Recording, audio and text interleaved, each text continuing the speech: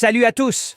Aujourd'hui, nous nous embarquons pour un voyage captivant alors que nous faisons un saut dans le temps pour explorer la légendaire série télévisée La Petite Maison dans la Prairie. Je suis sûr que beaucoup d'entre vous ont de doux souvenirs de ce classique. La Petite Maison dans la Prairie est un joyau intemporel qui a laissé une empreinte indélébile dans l'histoire de la télévision. Rejoignez-nous pour revivre la magie en revisitant la série avec tout le casting hier et aujourd'hui. Nous découvrirons les identités originales et les âges des talentueux acteurs de la série et verrons comment ils ont évolué en 2023. Alors, sans plus tarder, plongeons ensemble dans le monde de La Petite Maison dans la Prairie. Melissa Gilbert, dans le rôle de Laura Ingalls.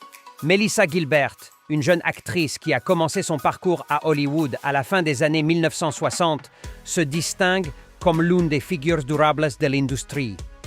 Alors que son interprétation de Laura Ingalls dans La Petite Maison dans la Prairie reste chère au cœur, Gilbert était activement impliquée dans de nombreux autres projets aux côtés de son engagement dans l'émission emblématique.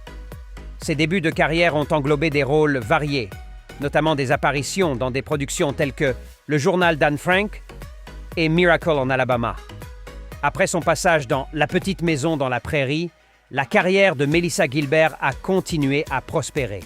Avec un impressionnant total de 81 projets à son actif, couvrant le cinéma, la télévision et les podcasts, elle a fait preuve d'une remarquable polyvalence. Son parcours après La Petite Maison dans la Prairie a débuté avec un rôle majeur dans le téléfilm Choices of the Heart. Ce drame captivant racontait l'histoire tragique d'une jeune missionnaire ayant perdu la vie au Salvador en 1980. La carrière de Gilbert a traversé différents genres, des drames captivants aux psychothrillers prenants, des romances réconfortantes aux comédies hilarantes, des productions Marvel de super-héros à toute une gamme d'autres genres. Dans une récente entreprise, elle a prêté sa voix à Wastelanders de Marvel, une narration de podcast captivante réunissant des personnages emblématiques comme Wolverine, Black Widow, Star-Lord, Doctor Doom et Hawkeye dans leur lutte contre la redoutable Valeria Richards. Au-delà de son implication florissante dans la franchise Marvel, Melissa Gilbert a fait sensation en ligne, non seulement pour son talent d'actrice, mais aussi pour ses remarques franches sur les défis du vieillissement sous les feux de la rampe à Hollywood. Melissa a depuis quitté les rues animées d'Hollywood pour résider désormais dans les paisibles Catskills, où elle embrasse ce nouveau chapitre de sa vie, déclarant qu'elle est en train de faire connaissance avec cette nouvelle personne. Michael Landon, dans le rôle de Charles Ingalls. Né dans le Queens, à New York, Michael Landon s'était déjà imposé comme un acteur à succès avant de jouer le rôle emblématique de Charles Ingalls, le patriarche de la famille Ingalls, dans La Petite Maison dans la Prairie. Après 9 saisons passées dans la série télévisée bien-aimée, Landon a continué à briller aussi bien sur le petit que sur le grand écran, avec des rôles dans des productions telles que Sam's Son, Where Pigeons Go to Die et Us. Si La Petite Maison dans la Prairie reste sans aucun doute le sommet de sa carrière, la dernière aventure télévisuelle de Landon en tant que Jonathan Smith dans la série Highway to Heaven a laissé une empreinte indélébile. Cette série émouvante relatait la collaboration entre un ex-flic et un ange stagiaire travaillant sans relâche pour aider les gens de leur communauté. Landon incarnait le rôle du protagoniste élégant et compatissant avec son charisme caractéristique. L'émission occupait constamment une place parmi les 25 meilleures émissions de télévision en réseau. Malheureusement, seulement 2 ans après la fin de la série, Michael Landon a reçu un diagnostic dévastateur de cancer du pancréas. Il a succombé à cette maladie implacable le 1er juillet 1991 à Malibu, en Californie, à peine 3 mois après le diagnostic. La dernière apparition de Landon à la télévision a eu lieu dans The Tonight Show de Johnny Carson, quelques semaines seulement avant son décès. Karen Gressel dans le rôle de Caroline Ingalls. Karen Gressel a endossé le rôle de Caroline Ingalls, affectueusement surnommée « Maman » dans la série Bien-aimée. En tant que maman, elle incarnait une épouse dévouée envers Charles et une mère féroce, loyale, protectrice et attentionnée envers ses enfants. Malgré son comportement doux et discret, elle a constamment maintenu la famille unie, même en période de difficulté. Dans un récit intrigant partagé avec le New York Post, Grassl se souvient de son audition initiale pour le rôle de maman. À l'époque, les auditions à Hollywood mettaient souvent l'accent sur des looks glamour et fortement maquillés. Cependant, Grassl s'était vue promettre une approche différente. Elle avait reçu l'instruction de porter une robe modeste et de s'abstenir de maquillage. Pourtant, elle n'a pas pu résister à ajouter une touche subtile de maquillage. Lors de l'audition, Michael Landon, qui jouait Charles Ingalls, a été tellement impressionné qu'il s'est exclamé « Envoyez-la au vestiaire ?» Après son rôle mémorable en tente que Caroline Ingalls, l'actrice accomplie Aggie de Akambetsi Hans a élargi son répertoire pour inclure plusieurs projets cinématographiques, son travail le plus récent étant Not to Forget. De plus, elle chérit son rôle de mère car elle a sa propre fille nommée Lily Radford, Melissa Sue Anderson dans le rôle de Mary Ingalls. Tout comme Melissa Gilbert, Melissa Sue Anderson a entamé sa carrière d'actrice en tant qu'enfant star. Elle n'avait que 11 ans lorsqu'elle a assumé le rôle de Mary Ingalls dans la série emblématique La Petite Maison dans la Prairie, marquant le début de sa carrière illustre. Après avoir dit au revoir à la série, son projet suivant était unique, initié par son partenaire James London. Elle est devenue une partie de son projet autobiographique intitulé The Loneliest Runner.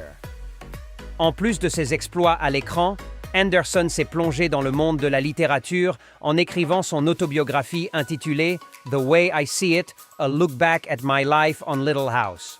À travers ces pages, les lecteurs ont accès aux facettes cachées de l'émission, regorgeant d'anecdotes des coulisses et d'aperçus personnels sur certains épisodes de la télévision. Anderson offre une perspective intime sur ses interactions avec la distribution, les invités spéciaux et l'équipe dévouée qui a donné vie à la série.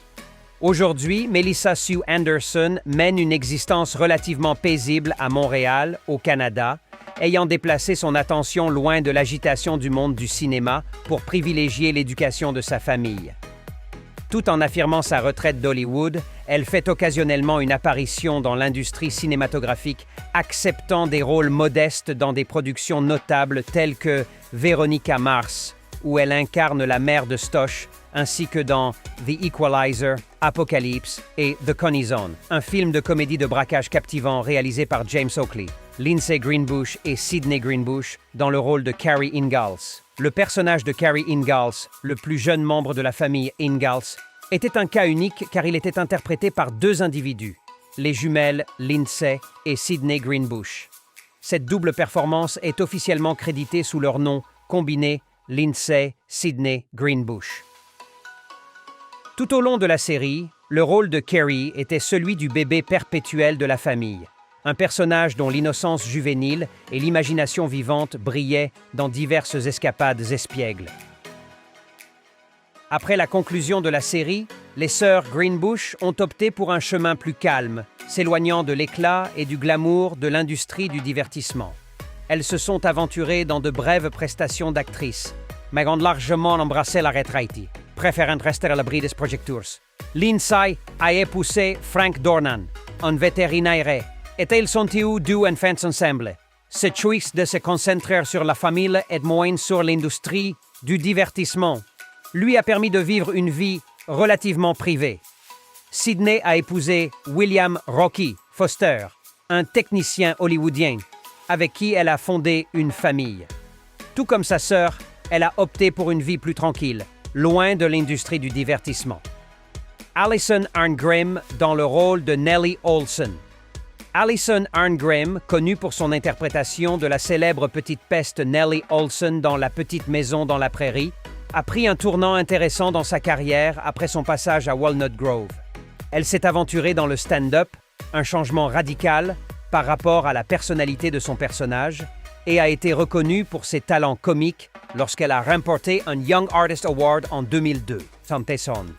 Fait intéressant, Arngrim avait initialement auditionné pour un rôle différent dans la série, celui de Laura Ingalls.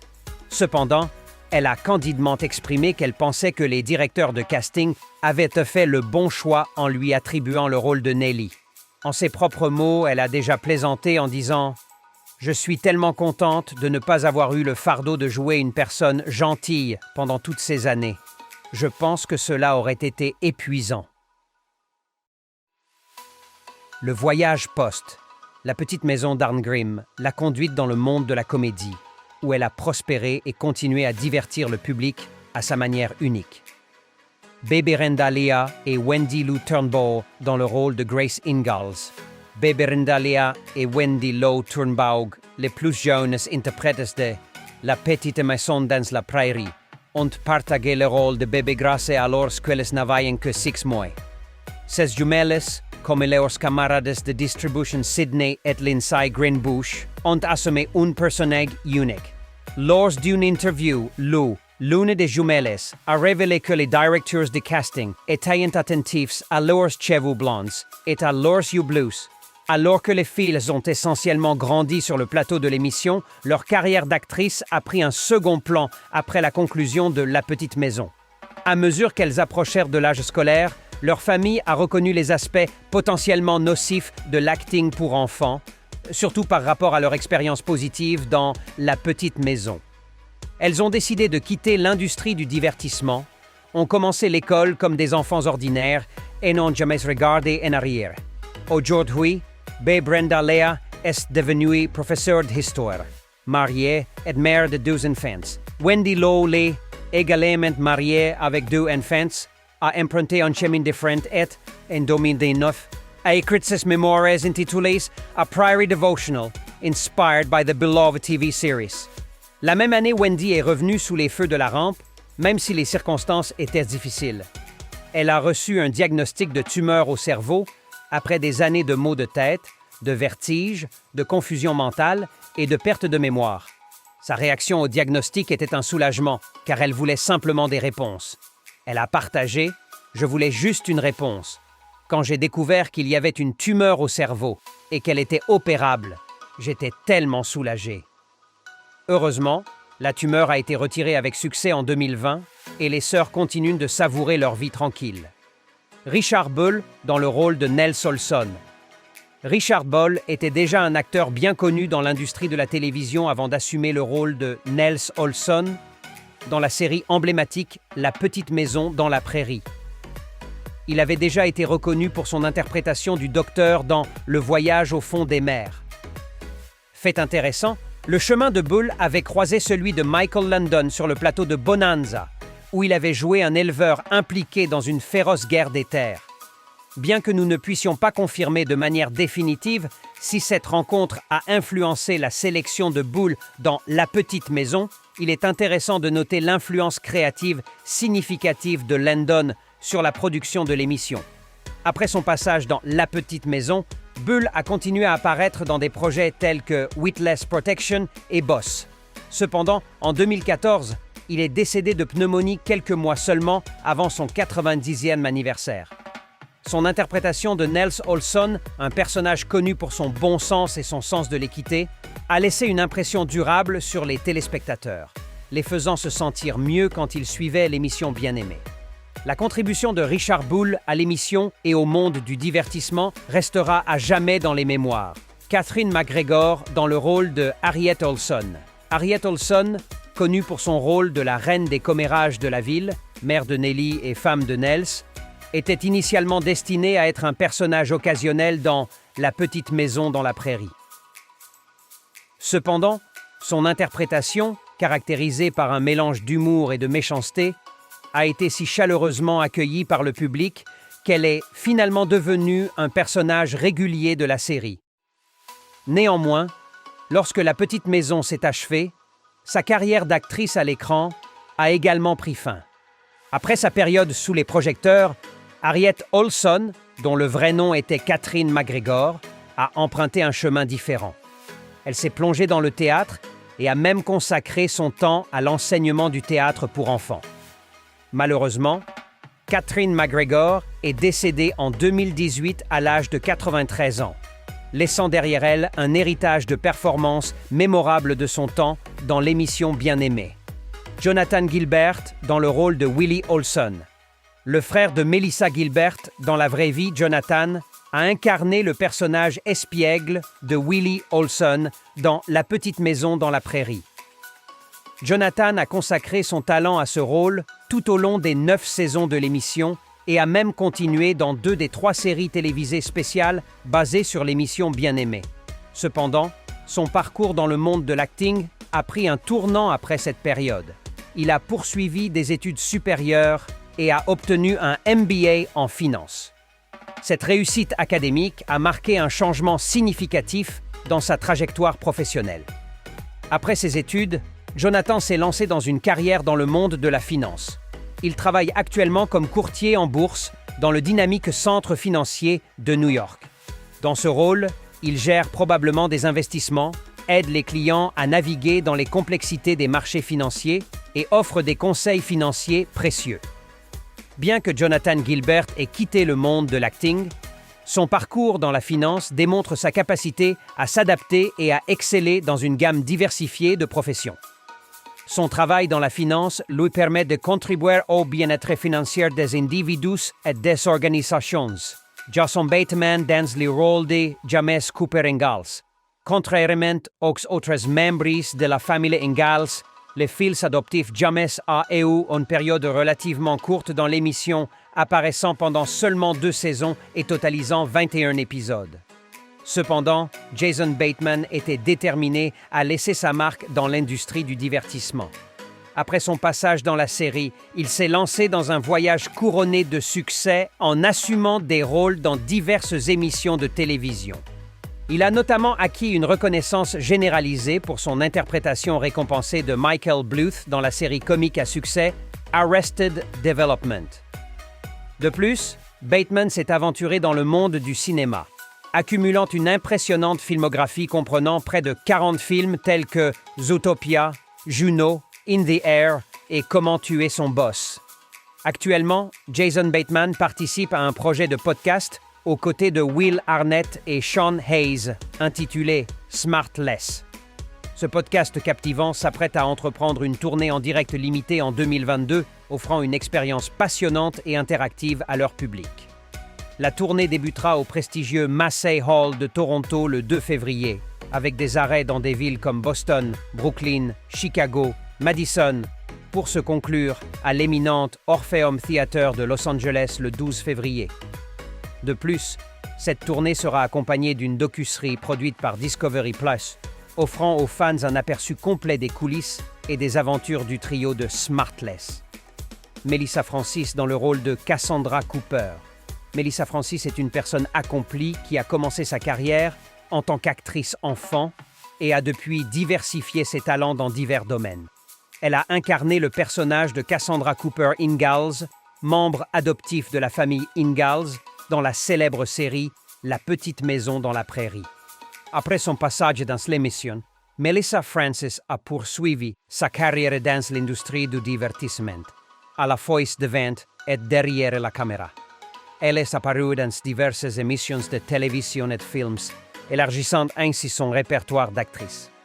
Cependant, son parcours ne s'est pas arrêté là. En plus de ses activités d'actrice, Melissa Francis s'est aventurée dans le monde de l'actualité et du journalisme. Elle est devenue une présentatrice et commentatrice d'actualités de premier plan, apportant une contribution notable aux réseaux tels que Fox News, Fox Business Network et CNBC. De plus, Melissa Francis est une auteure accomplie, ayant écrit plusieurs livres. Parmi ses œuvres littéraires figure Lesson from the Prairie, un mémoire qui reflète sur ses expériences et les idées acquises de son temps dans La petite maison dans la prairie et de ses activités professionnelles ultérieures. Kyle Richards dans le rôle de Alicia Sanderson Edwards. Alicia était la fille adoptive de Grace et Isaiah Edwards. Lorsque Grace et Isaiah se sont séparés, elle a choisi de rester avec Grace. Malheureusement, la vie d'Alicia a été marquée par des pertes tragiques, ses 2 parents biologiques étant décédés. Cette série de pertes a rendu difficile pour elle de trouver le bonheur, compte tenu des circonstances auxquelles elle a été confrontée. En 2010, Kyle Richards est devenue largement connue du public télévisé lorsqu'elle a rejoint la distribution de la série de télé-réalité Les Real Housewives de Beverly Hills sur Bravo. Elle est rapidement devenue une figure centrale de l'émission, connue pour sa personnalité franche et son rôle dans diverses controverses et conflits au sein de la distribution. Ses apparitions dans l'émission l'ont rendue célèbre et ont élargi sa carrière dans le domaine de la télé-réalité. En dehors de sa carrière dans le divertissement, Kyle s'est aventurée dans l'entrepreneuriat. Elle a lancé sa propre boutique, Kyle by Allen 2, et a été impliquée dans divers projets de mode et de vente au détail. De plus, elle a écrit un livre intitulé « Life is not a reality show. Keeping it real with the housewife who does it all », offrant des perspectives sur sa vie, sa carrière et ses expériences. Shannen Doherty dans le rôle de Jenny Wilder. Jenny est la nièce de Laura et Al Manzo. Tragiquement, après le décès de son père, Royal Wilder, elle a vécu un deuil profond. Au milieu de son deuil, elle a tenté désespérément et tragiquement de se suicider en essayant de se noyer. Son espoir était de rejoindre son père au paradis, mais cet acte bouleversant souligne l'immense douleur qu'elle endurait à cette période difficile. La carrière de Doherty a continué de prospérer avec des rôles dans diverses séries télévisées, notamment Charmed, où elle a joué le personnage de Prue Halliwell, et elle est apparue dans plusieurs films à succès. Cependant, elle a également été confrontée à des controverses et à des querelles médiatisées avec des co-stars au cours de sa carrière. En plus de sa carrière d'actrice, Shannen Doherty est devenue une militante de la sensibilisation au cancer. Elle a été diagnostiquée d'un cancer du sein en 2015 et a documenté publiquement sa lutte contre la maladie, utilisant son expérience pour sensibiliser à l'importance du dépistage précoce et de la recherche sur le cancer. Peu importe où se trouve aujourd'hui le casting de La Petite Maison dans la Prairie, ils ont tous contribué collectivement à une évocation poignante d'une famille s'adaptant à un paysage nouveau et inexploré. En revisitant cette série chérie, une vague de nostalgie romantique des années 1970 nous envahit, offrant un réconfort et un sentiment de bien-être dans nos vies actuelles.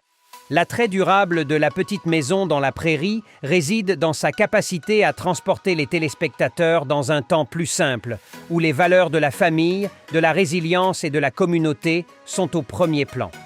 Cette qualité intemporelle continue de résonner, nous invitant à savourer la magie durable de cette émission bien-aimée.